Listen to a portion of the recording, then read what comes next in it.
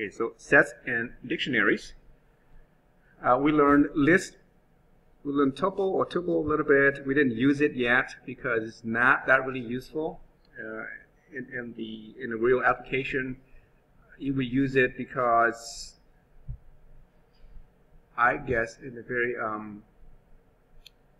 a useful example would be like if you want to store a set or a list of data that are very unique. No, they don't have to be unique. So tuples are data that still tracked by index, but they can't. The data can be changed, so they're kind of permanent. So read-only data. So I want to compare those four types of containers here, so you can kind of see their differences and their similarities. Well, first of all, let's look at these definitions or these terms here. A list is a collection of mutable data. I put a lot of keywords in here, okay? So make sure you know what they mean. A collection, all these are collections, by the way. A collection is a set of data. So a collection of data, mutable means changeable data, ordered by unique index, okay, numeric index. And these are commonly known as arrays. You heard that term before, you used it before, okay?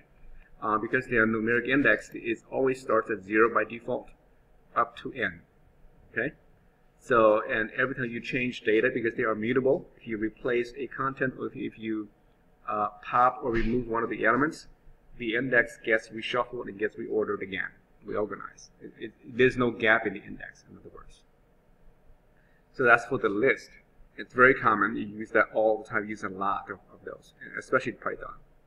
Now, tuple is another collection of data. These are, notice I did not say unique data.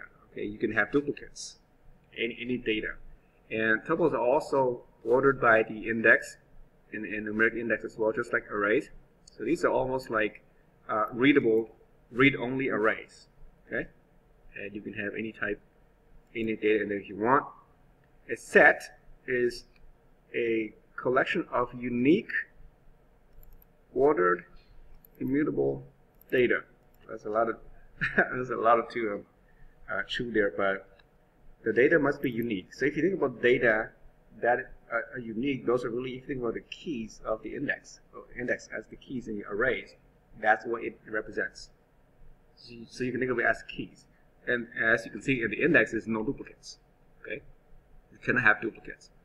That's why they are unique and they are not ordered. So it's in any order, in any fashion. So because they're not ordered, therefore you cannot pick and choose.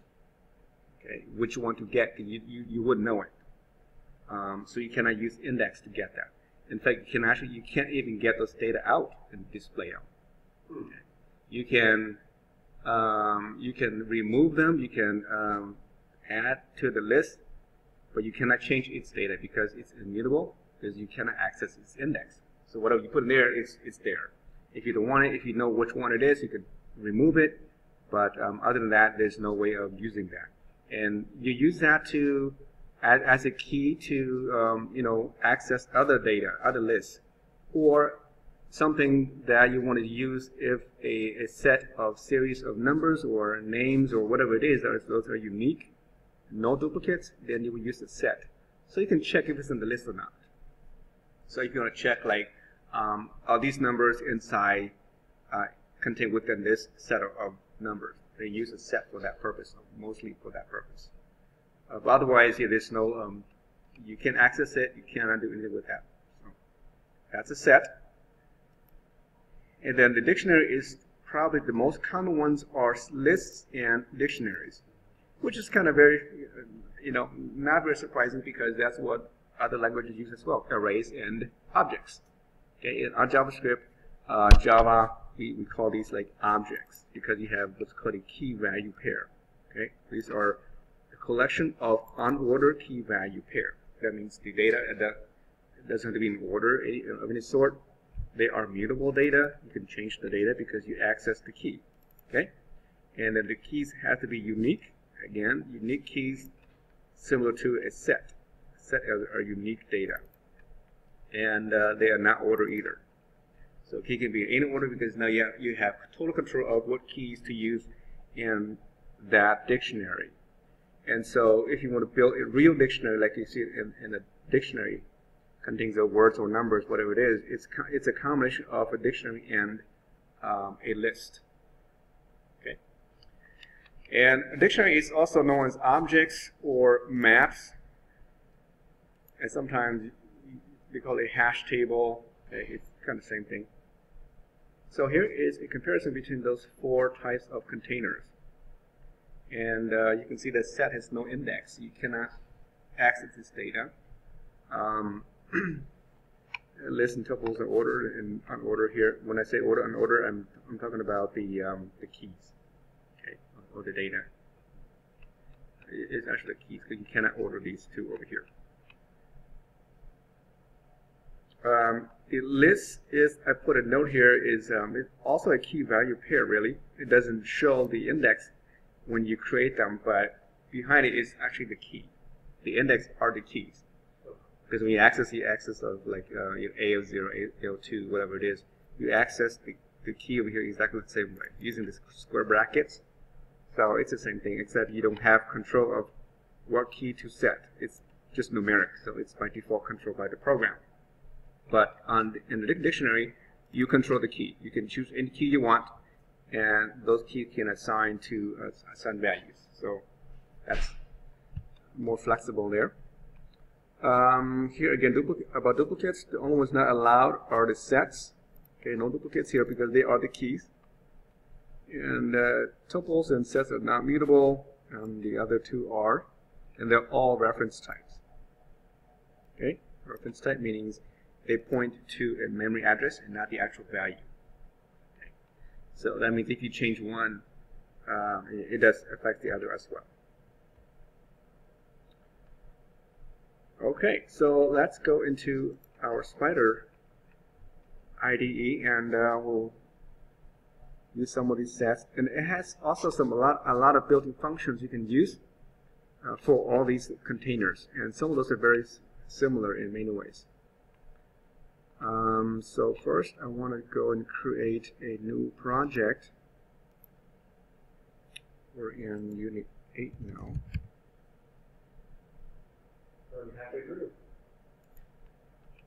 Yes, we are.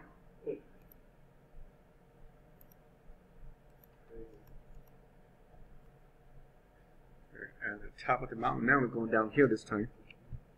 It's going to go really fast because you have all these vacations coming up and holidays. Yeah. And it's now we think about Thanksgiving and Christmas, and then it makes it go even faster. Just the feeling of that makes it go fast. Okay, I want to save this file. I'm going to call this one here, what should we call it? I guess sets.py.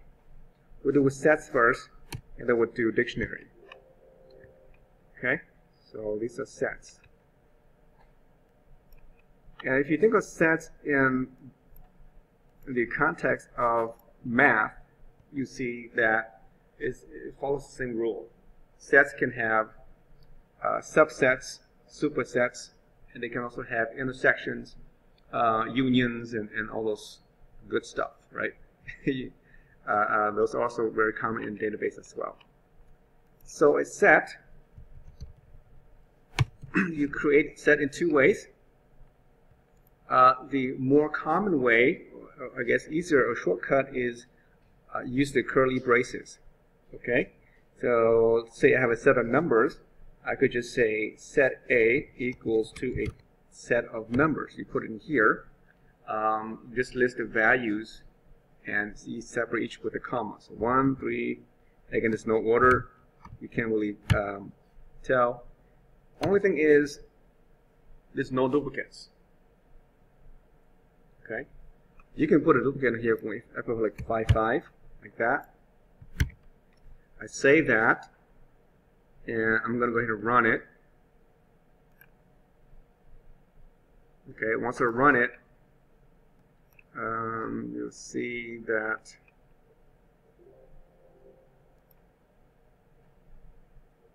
did I do anything here? Yeah, you see that in the actual list, when I run it, in my code I have 2 5s, but once you run it, it removes any duplicates at runtime. Okay, so it drops the 5. As you can see here, it has only 1, 3, and 5.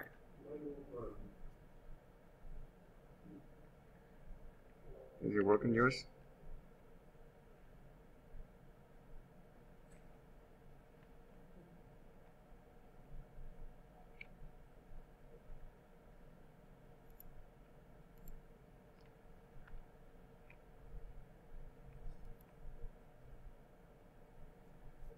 Okay, so usually you just use it without the duplicates.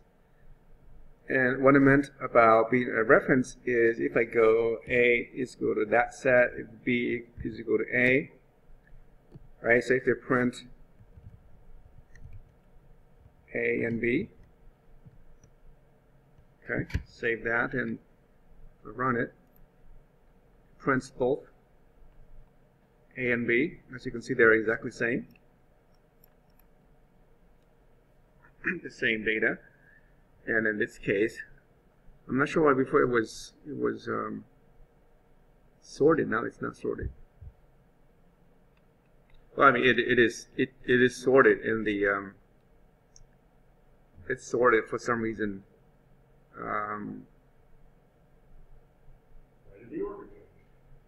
Yeah, interesting.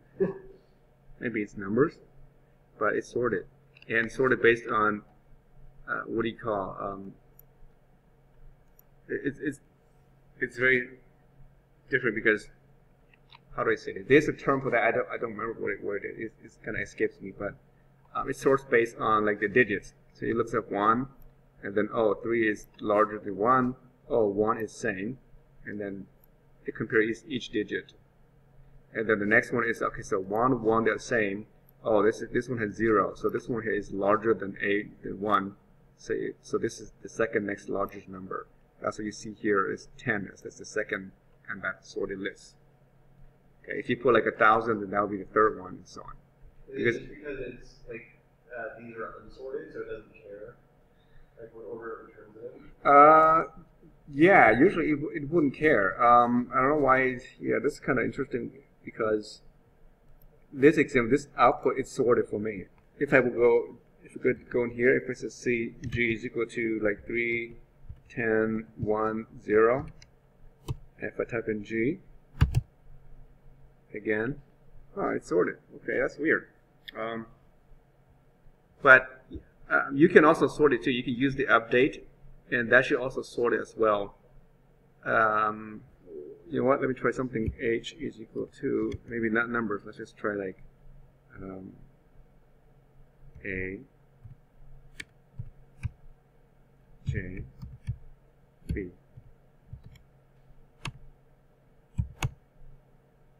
Yeah, so okay. No respect. Yeah. Great. Darn you. All right.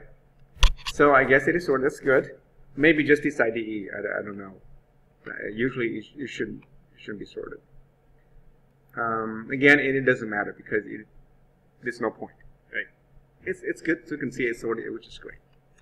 But I want to show you about the reference type. So A is going to B, as you can see here. If I put A again, that's A, and then B is that as well. They're exactly the same. And you can add or you can modify this list by adding more to it. You cannot replace it, of course. I can't replace 3 with another number. I can't because there's no way to access 3. You can add something to it. So I can do something like this. I can say B add would be just put add here. You call the add function, and you add a new number or a new set of numbers to it. And if you put like 45, so now my B should grow to 5 elements. So if I type in B, you see that B has now added 45 in there. And if I go and type A again, you see that A also has 45 in there, right? So because they are a reference type, when I assign them in line number 4, they are pointing to the same memory address. Okay, so from this point on, if I make changes to A, it also affects B and vice versa. Okay. The only thing that will not change is if I assign B or A completely to a different set, then that will be completely gone, and then it will lose, it will break the bond. But if it's just adding data to the list, or if I remove data from the list, then yeah, both will be affected, okay, because they're reference type. So again, just like lists, be careful when you do that. Now so that's how I add a new item to the list, by calling the add function. You can also remove from the list if you want. And yeah, there's a function to remove that as well. You just call it remove. Let's see. Yeah, you can remove. You can remove, or you can call the pop function as well. The pop function will pop one item out, only one at a time, and it would do it randomly. It doesn't know. You don't know which one is going to get popped. It just randomly. So if I go and say a dot pop function, you call the function, no parameters passed to it, because you don't know which one, so there's no way to put that there. So you just pop. It'll randomly pop one. In this case, it pops one out of that list. So if I type A again, you see that A is now no longer has one in there. Weird. If I do it, pops the last one, right? no, it would just randomly do it. It's by itself. So if you do it again, you may not get the first one.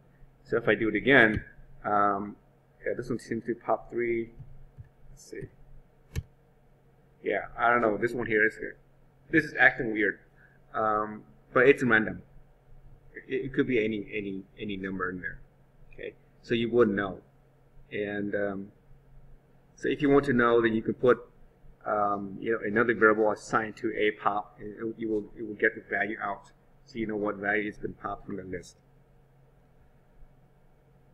So, for example, if I keep doing that, now A has like 2 left.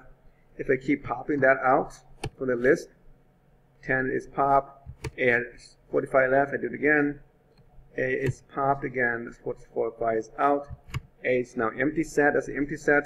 If I do another pop again, you get an error. Okay.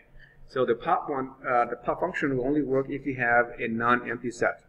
If it is an empty set, then you want to make sure you run the try and exception to capture that error. We did that last week, right?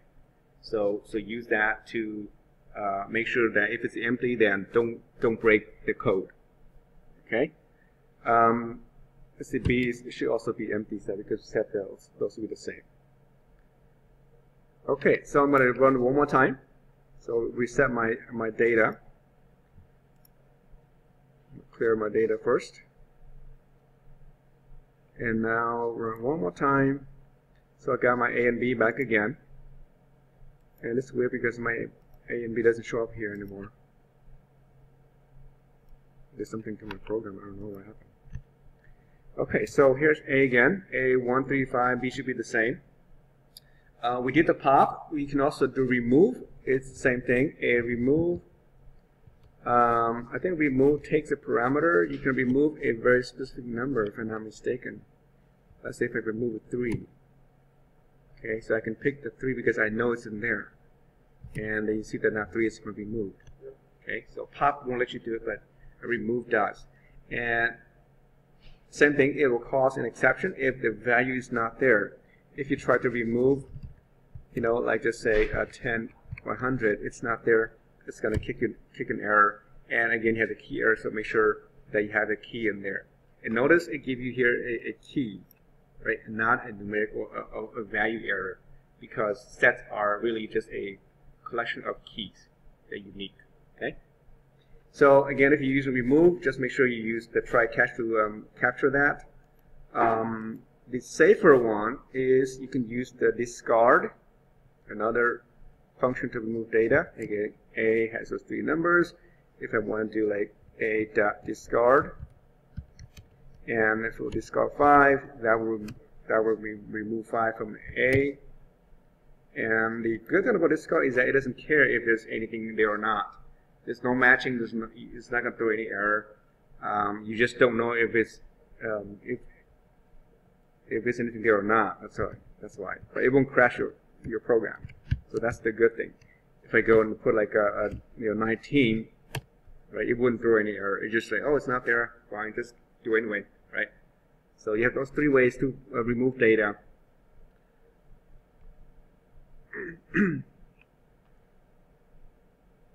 Okay, now I have the A has two values in there.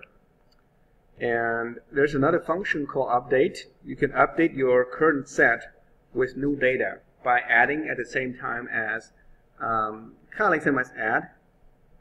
So you can add a set of data to that list. So you can go a.update, and then inside here you want to add a list of other data. You can't just put like numbers in here like that. I don't think we'll let you do that. So put like 11.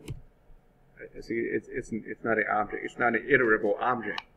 Iterable. Anything is iterable. It has to be one of those containers, either a list, a tuple, or a dictionary. Okay. So you want to add to it. So that's the difference between this and the add. The add, I could just say dot add, and then I put a value there, right? And it adds it to the list. The update, you need to pass in there a list or a collection of data. So we do like a update, and then even if just one item, I have to wrap it inside either square brackets like this. Okay, that will add 11 to the list. Okay, so now if I type A, you see that A11 is there now. You can also use, because it's an iterable, so any type you want. Question? Why? Oh, just because initially you thought it was like you're trying to give it an integer, but instead you're giving it a list. Yeah, the update function takes a list or they call these a container, whereas the add takes the actual value. So it requires you to use one of these options. So I'm using a list to add 11 to it. You can use the tuple. Let's see, 12. No, it won't take it. Yeah, tuple doesn't take it. I think just list or dictionary or another set. So I can use the curly braces here to put 13 there. Okay. So those two. And because you're using an iterable type, you can add more than one to it. So I can put here 13, 14, 400, and 1,000. Okay. So you add a new set to the list, and then the list has grown from 2 to that many. Okay. Whereas the add, you can add one at a time. Okay. And again, it's unique. If you try to add another one, like 10, okay, it's not going to crash. It's just that 10's already there, so it's not you're not gonna see like 2 10s. Okay, so there's no duplicates. That's about the set, and then we have the subsets. Okay, so A is that, and let's just say I want to have another subset here, and I'm going to call it just B. Okay, we assign B to a subset. We'll put here, let's just say 10 and 14. So we know that's a subset because it's like a substring, right? It's a subset of the superset. So B is that, and I can create another one. We'll call it C is equal to, let's just say 400, 500, oh yeah, 400 and 500.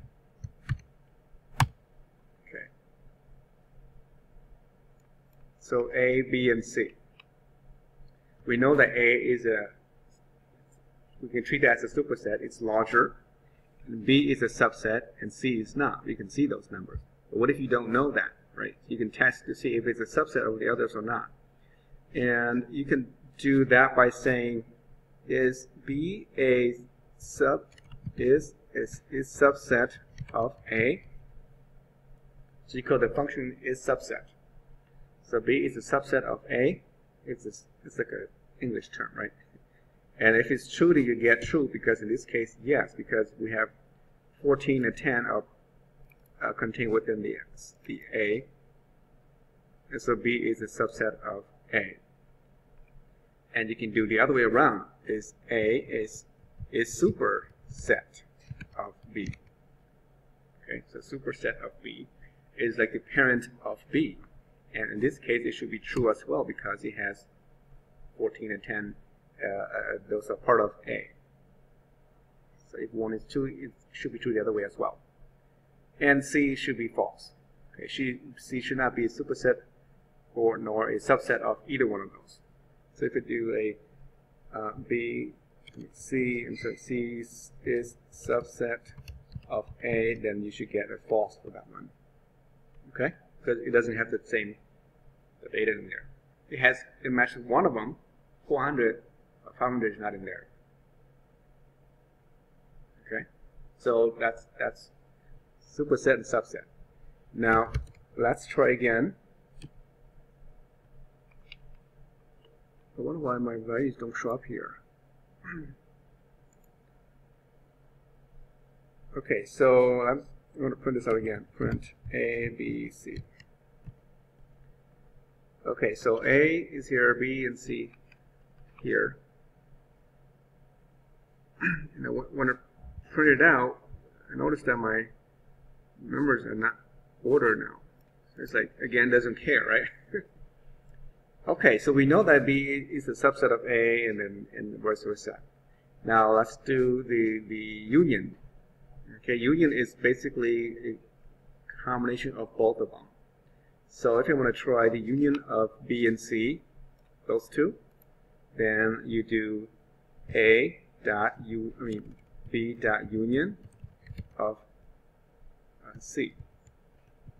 And what it does is actually it combines all the data from B and C, removes any duplicates. Okay, so you have a new set, and usually you will assign that to a new variable, so you can use that for whatever reason. I did not set that, but you can do something like maybe K equals that. So now K has that new set of data, which is the union of both B and C together combined. Okay, so union is just basically join them together. That's all it is. And they don't have to have any related data. I mean, no matching data. It doesn't really matter. Now, you can also use the pipe symbol to do unions. It's like the OR. So if I do like B or C like that, that is the union. It's the same thing. It's a shortcut. And we like shortcuts, right? So that's a union. If I do like A union B union C, you see that I can do all at once. Okay, all at once. And you join the whole three sets together. And as you can see, no duplicates. Even though I have 10, 11 duplicates, these are B's. And then C's and A has the 400 here.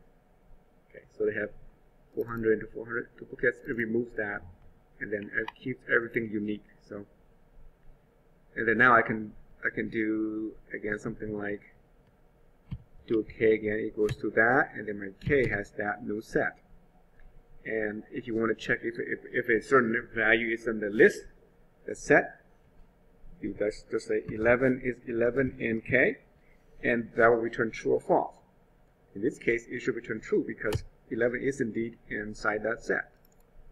Okay, and you can say 11 not in K, and you're going to say you get false because nope, because 11 is in K. Okay, so you can do that same comparison there. Again, part of the search. If you want to search for a certain value in the set or a list or a dictionary, dictionary too, you can do that too. So we got the union, and then there's also the intersection, where the two intersect, and you get that those numbers are on the same list. So if I go back to my list up here, so if I look at A and B and C, so you can see that B is a subset of A, so the intersection of B and C and B and A really is just the 10 and 14 because they're both inside that set. So if I find a subset of B, intersection of B, then I'm going to get just 10 and 14 because they are inside that intersection. Okay, and if I do intersection between A and C, then it's 400 because only 400 is common in both the A and C. Okay, so A and C, and if we do here again, A, B, C. Okay, So here you go. If I put a dot intersection, let's put the whole word out, of C, and you see that it returns 400 because that's the common number or key or keys in both lists. So if I do again A intersection of B, then it should get the whole list of B, 10 and 14, because those are common in both lists, both sets. And the intersection, I believe, there has a shortcut as well. It's the reverse of union. Okay, so that means the end. So A and B. Okay, it returns you that common numbers in both sets. For A and C, you get that 400. If you do B and C, you get nothing, right? Empty set. So very useful if you deal with data of this sort, and you use these. I'm using numbers only. Okay, it doesn't have to be numbers. It could be any data type, strings and booleans and so on. Be very careful when you do a set, like I did. Let me clear everything here. So notice how I create a set using the curly braces here. If I do something like A is equal to 1 and 3, that's a set, right? If I want to create a set, I can also use the set function. B is equal to set, and then inside here, you can use one of those options, like the square brackets ones, or the curly braces. It doesn't matter. I could use the list and put here, let's just say 3, 5, and 7. Okay, so I have two sets. A and B has those two sets of numbers. So if you use the set function, inside here it has to be either a list or a dictionary. Not dictionary, but I mean the square brackets or the curly braces. Okay? And I don't think you just put numbers in there. We'll let you do it. If I do like C equals to set, then right, it has to be an iterable type, a list or a set. Now, be very careful when you do this, because you might be very tempted to do something like the following. So here again, A is equal to, if I do that, that's what's called the empty set, right? There's nothing there. It's empty. And you might be tempted to say, hey, so therefore B also is an empty set, right? You may want to do that. And that is not true, because if you use the curly brace and the empty pairs like this is now being treated as a dictionary. As you can see up here, this is a dictionary. Okay? So if you want to create an empty set, it has to be the set function. So you be careful there. But when we create at least one set, one element, then we can use the curly braces. Okay. Let's see what else. You can clear a set as well. Just be careful. There's no undo. So here's A's empty set. If I go and then A is equal to 1, 3, 5, whatever it is, right? If you want to remove one at a time, that's why you can, if you want to remove it using the pop or something like that, right? It's safe to use pop. Then you can use a loop, right? For, you know, every, for a range from 1 to 3, and then you pop that many times. And that will save the error.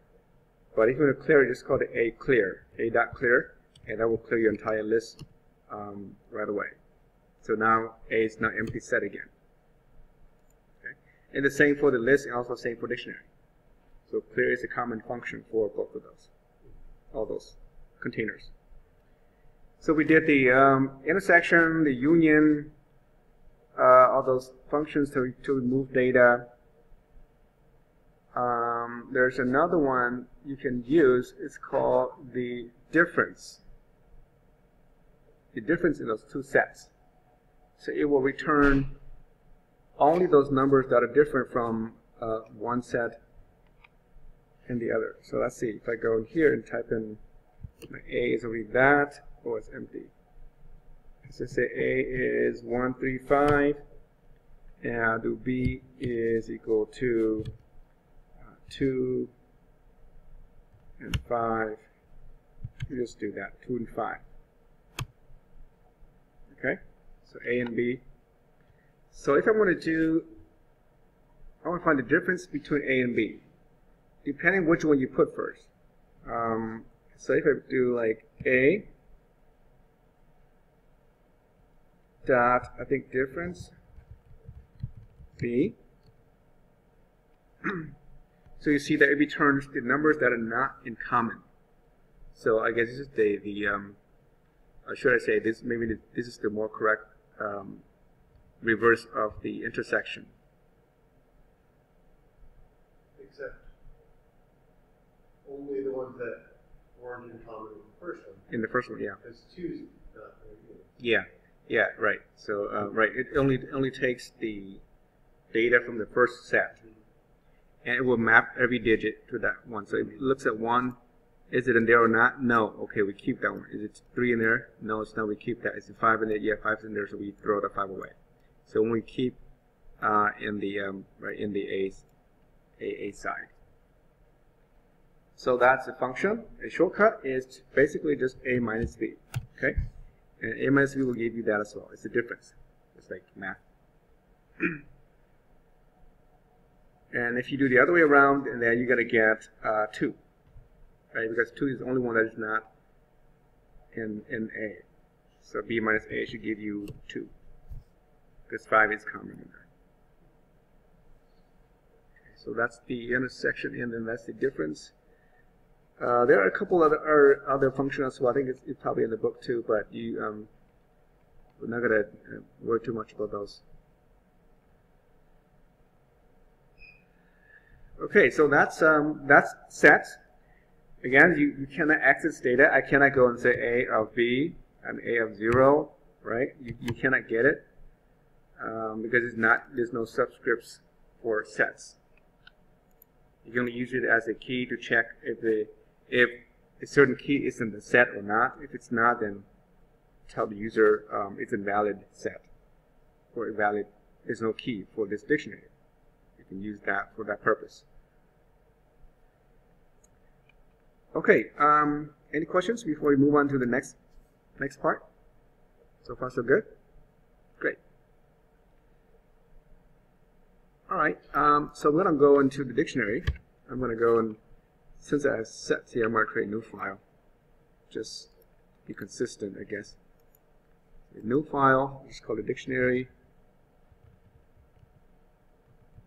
I'll clear my cache.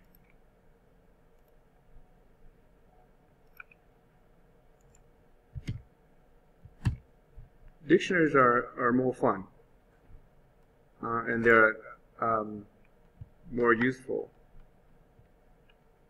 because these are also known as objects. These are dictionaries.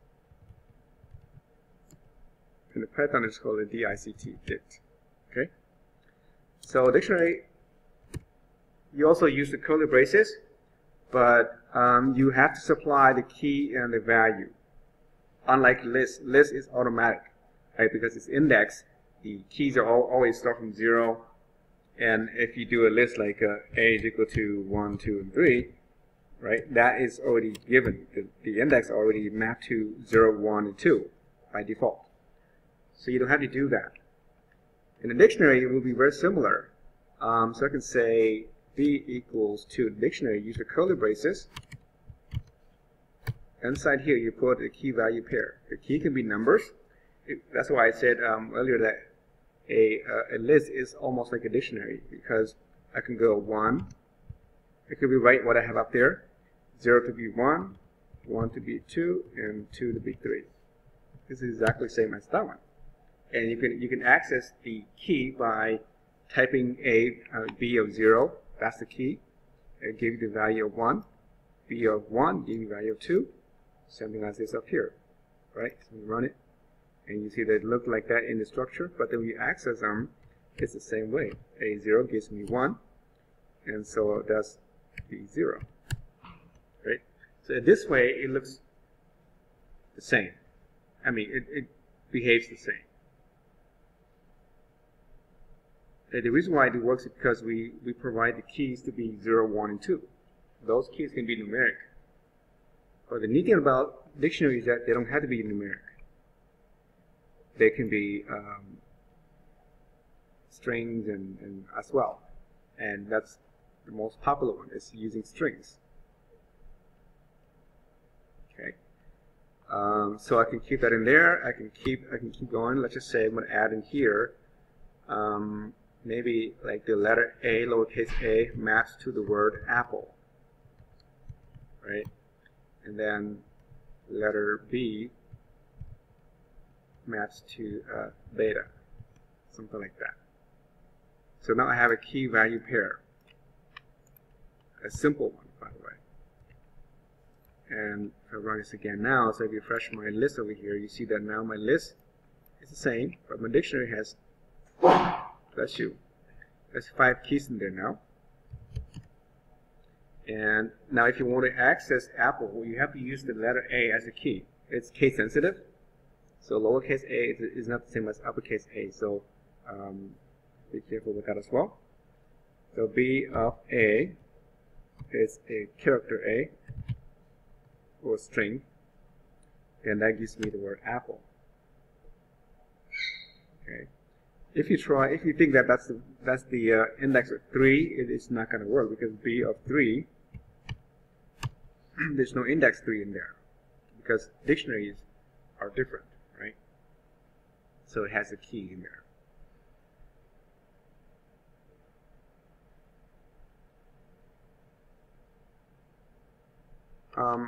So it has a key value pair.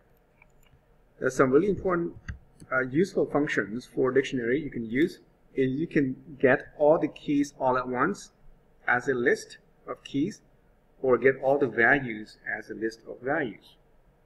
You can split them by just do something like this. I'm going to say all the keys from the B list. It's the B. I think just say keys. So I think it's a function. Okay, so if you do that, b.keys, and now keys should have all the keys returned as the dictionary keys. Okay, so as you can see, there's a function for dictionary underscore keys, a part of the dictionary. Now you can't use that one, so I can't go like keys of 0. As you can see, it doesn't work because it's non-subscriptable. Okay, but indeed, B and then keys. Let's try again. B keys. Okay, so keys has all the keys 0, 1, 2, and then A, and then B here in my list here. If you want to get the values, or do something similar. So like I put the val here, b.values. And then now B has a value, has all the values in the dictionary. So you can split both that way. If you're interested only to get all the values or the keys, you can do that. Because the keys is now like a set. Right? They're unique keys. These are actual values. To use them, you have to convert to a set. Or to a list, actually, you can use them. So I would say keys equals a list of keys. You convert that to a list, and then now you can use it, because now key has the actual list of keys. And now you can access it just like before, use the index. And so you just do one conversion there when you extract the keys or the values from the dictionary. So now I can, key of 0 gives me just again 0, because that is the, keys of 0 give me the actual value of 0. But then these are now values of a list. Okay, and the same thing with the values. So val equals list of val, and then that would return a value of values. And then now they're a list, so the index would be 0 through 4. Okay.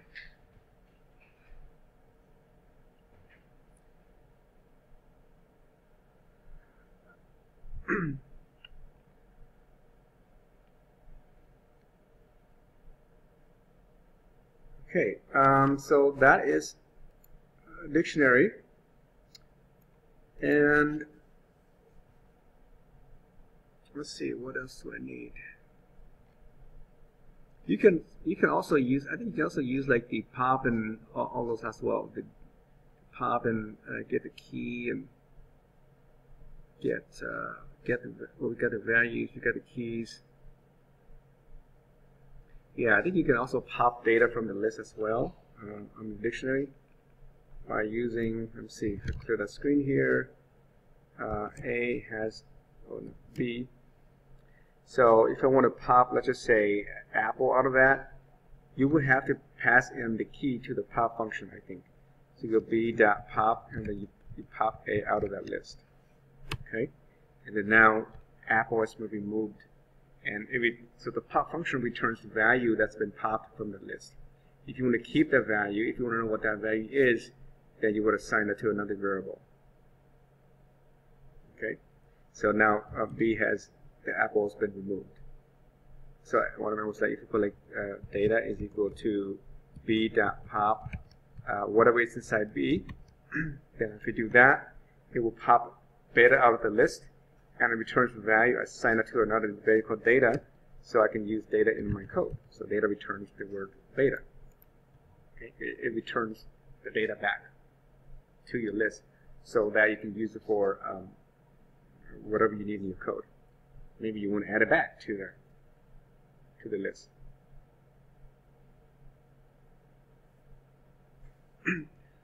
So that's another useful function.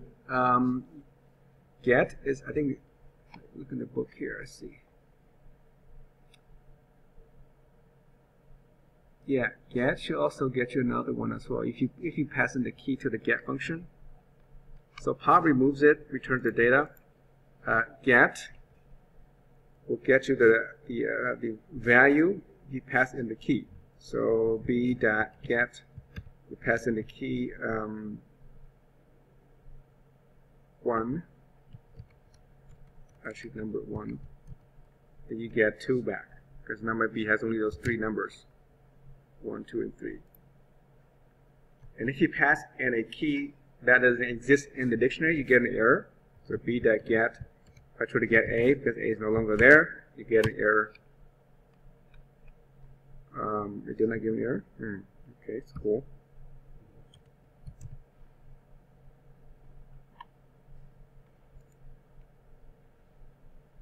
Okay.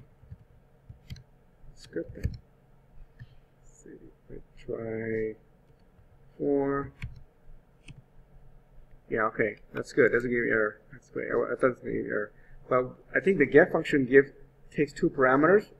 And this is kind of useful if you want to get something because it didn't give you an error. So sometimes if you don't know what's inside your dictionary, and let's just say my dictionary is that one, I have a lot of data, I don't know what they are, and you can also pass in a default value. Say that you want to search a certain person in the dictionary. If that person is not there, then you want to return a default value back. Just in case that, so for sure you know that that person is not in that dictionary. Then return default values. That's the second parameter. So for example, if I say get the value of 3 from index 3, if it's there. If it's not there, then just return the value of 100. Okay, that's the default value. So that I know for sure that, okay, if I get 100, that means 3 is not in there. Can you pass it a print function? A print function to print? Like, not in list. That's a great question. You can try that as a default value, yeah, maybe. because it is a return value. And let's try that since.